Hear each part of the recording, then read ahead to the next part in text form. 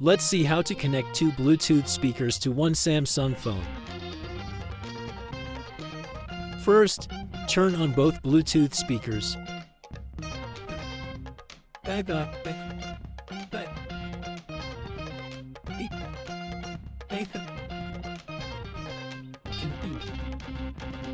Then go to the Bluetooth settings of your mobile.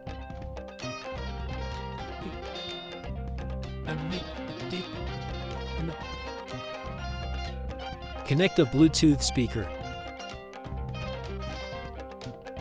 Then connect another Bluetooth speaker.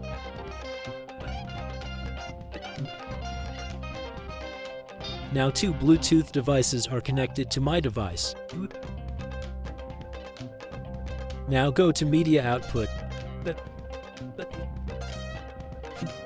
Now select both Bluetooth speakers for output. Now you can play music with two Bluetooth speakers. You can control the sound of two Bluetooth speakers separately. Now you can enjoy two Bluetooth speakers with one mobile.